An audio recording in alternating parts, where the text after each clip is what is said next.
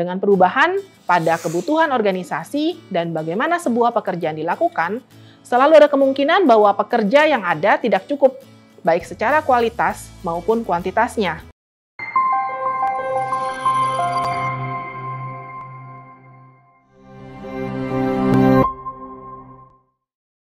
Di sisi ini kita akan ulik lebih jauh bagaimana kita bisa memanfaatkan kesempatan yang kini dibukakan dengan flexible working dan memaknainya sebagai kendaraan yang dapat digunakan dalam mencapai aspirasi, baik dalam karir maupun kehidupan pribadi kita. Kita bicara mengenai istilah gig economy, digital nomad, dan semakin akrab dengan istilah-istilah tersebut. Jumlah pekerjanya juga semakin meningkat. Jika kita lihat lebih jauh dari sudut pandang organisasi, meningkatnya otomasi dan penerapan teknologi lainnya juga akan mengubah lanskap pekerjaan. Pekerjaan-pekerjaan baru bermunculan. Misalnya saja, istilah data analytics atau social media management, 15 tahun yang lalu pekerjaan tersebut tidak dikenal sama sekali. Bahkan kini pekerjaan sederhana seperti ojek online yang kita kenal menuntut penguasaan teknologi di tingkatan tertentu. Misalnya pada penggunaan aplikasi dan peta online. Perubahan selalu memiliki dua sisi. Positifnya adalah kesempatan yang dibukakan. Namun juga tentu ada kemungkinan tertinggal bagi yang tidak bisa beradaptasi. Dengan perubahan pada kebutuhan organisasi dan bagaimana sebuah pekerjaan dilakukan, selalu ada kemungkinan bahwa pekerja yang ada tidak cukup, baik secara kualitas maupun kuantitasnya, untuk memenuhi kebutuhan yang ada.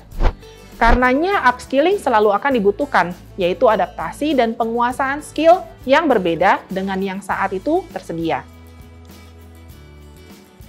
Nah, bagi para knowledge worker seperti Anda, pertanyaan terbesarnya terletak pada konsep employability, alias kesiapan kita untuk tetap bisa memberikan value di dunia kerja. Ini adalah sebuah konsep yang dikemukakan oleh Bob Aubrey, rekan kami. Hal ini menunjukkan adaptasi akan kondisi yang memang sudah berbeda jauh dengan generasi sebelumnya. Jika orang tua kita bisa tetap bekerja di satu institusi yang sama dari awal hingga akhir karir, saat ini tidak bisa begitu lagi. Employability ini akan berbeda-beda pelaksanaannya bagi setiap pekerjaan. Tapi intinya sama, skill dan mindset kita harus tetap relevan dalam karir maupun pekerjaan, walaupun perubahan terjadi secara signifikan. Nah, konsep employability ini membukakan kesempatan, bukan hanya untuk tetap bisa memiliki competitive advantage, namun juga untuk memaknai ulang mengenai pekerjaan dan cara kita, agar sesuai dengan aspirasi kita dalam berkarir. Dan juga di satu pihak lainnya, kita juga bicara mengenai lifestyle, gaya hidup, personalisasi yang kita inginkan untuk mensupport karir kita. Nah, kalau bicara mengenai rejuvenasi karir dan aspirasi kita terkait karir kita bisa lakukan dengan 4 tahapan berikut. Pertama adalah visualisasikan tujuan karir Anda. Forward thinking, dan kita memikirkan mengenai apa end goals yang ingin kita capai dalam karir. Kemudian langkah keduanya adalah dengan melakukan eksplorasi jalur karir. Apa yang kira-kira menjadi jalur-jalur yang kita perlu bentuk atau opportunity yang perlu diambil dan dimanfaatkan sepanjang perjalanan di dalam karir kita. Tujuannya jelas supaya tujuan kita dalam karir bisa tercapai. Nah, langkah ketiganya pada dasarnya kita akan bicara mengenai kapabilitas yang perlu Anda bangun atau kapabilitas yang perlu di-upskill agar bisa tetap relevan. Langkah terakhir, maka kita bicara mengenai building plan, measure progress. Memastikan adanya rencana dan small progress yang tetap terukur. Nah, panduan berikut juga dapat Anda gunakan untuk memetakan tahapan ketiga. Apa kapabilitas dan skill yang perlu Anda bangun.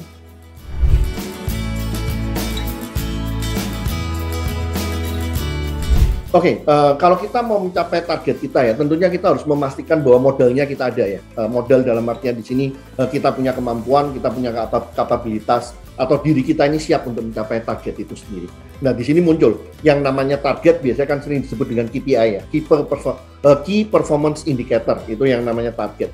Sedangkan apa yang kita butuhkan dalam diri kita untuk berubah, berkembang, itu ada istilah yang namanya KDI, Key Development Indicator. Jadi ada KPI dan KDI. Dua-duanya ini sama-sama pentingnya. Kita membutuhkan KDI untuk memastikan kita bisa mencapai KPI.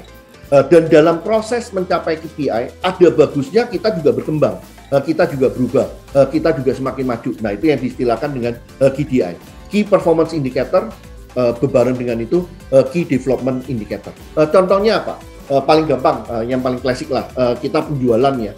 KPI-nya adalah bagaimana kita mencapai target penjualan double sales, misalnya 100 juta di tahun ini di dalamnya. Nah, berarti pertanyaannya kan, untuk mencapai target penjualan 100 juta, kemampuan apa yang harus kita punya? Apa yang harus berubah dalam diri kita? Misalnya, kemampuannya bisa juga kita bicara tentang kemampuan untuk bernegosiasi di dalamnya. Nah, negosiasi itu adalah KDI-nya, Key Development Indicator.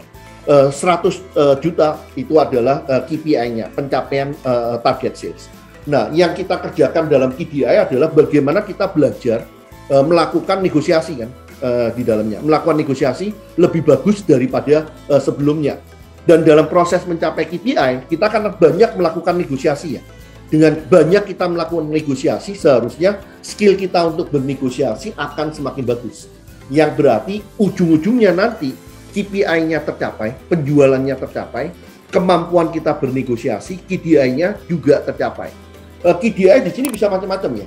Kalau kita bicara kembali lagi temanya menjual, penjualan bisa karena skillnya, kemampuan kita bernegosiasi menjadi lebih bagus.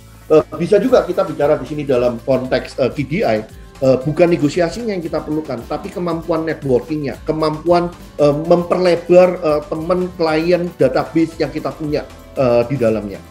Dengan kita memperbaiki skill kita, dengan kita belajar tentang networking, kita memperbaikinya cara kita bernetworking, nantinya angka penjualan akan naik nih di dalamnya. Nah, itu yang kita ngelihat bagaimana KPI dan KDI. KDI membantu KPI, dan dalam pencapaian KPI idealnya adalah kita belajar sesuatu, kita berkembang.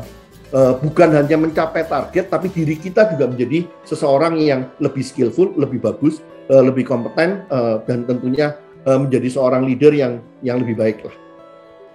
Nah, Insight Leaders, kita sudah meninjau konsep employability, menjaga value kita dalam karir dan pekerjaan supaya bisa tetap relevan dengan kebutuhan market.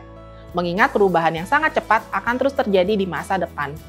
Employability tersebut kita rancang dengan rejuvenasi aspirasi karir, membayangkan tujuan dan membuat rencana serta mengukur progresnya.